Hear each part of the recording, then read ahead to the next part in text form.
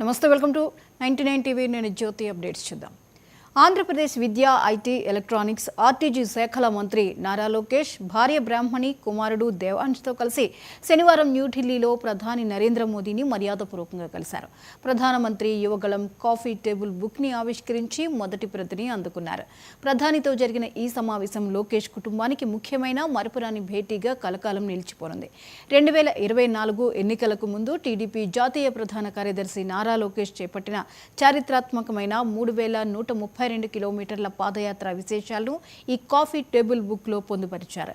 యువగళం పాదయాత్ర ఆంధ్రప్రదేశ్లో ఎన్డీఏ కూటమి చారిత్రాత్మక విజయానికి బాటలు వేసింది.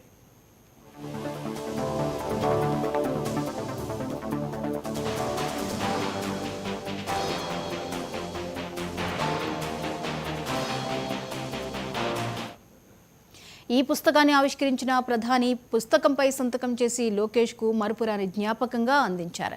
ఈ సందర్భంగా లోకేష్ కుటుంబాన్ని ప్రధాని ఆశీర్వదించారు. ఆంధ్రప్రదేశ్ రాష్ట్రానికి ప్రధాని ఆశీస్సులు, మార్గదర్శకత్వం కావాలని లోకేష్ కోరారు. రాష్ట్ర పురోగతికి ప్రధాని అందించిన నిరంతర మద్దతుకు కృతజ్ఞతలు తెలిపారు.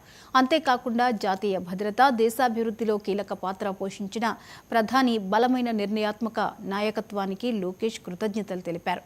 2047 వికసిత్ భారత్ లక్ష్యానికి చేరుకోవడంలో ఆంధ్రప్రదేశ్ తమ వంతు సహకారం అందించేందుకు దిశానిర్దేశం చేయాల్సిందిగా ప్రధాని మంత్రి లోకేష్ కోరారు.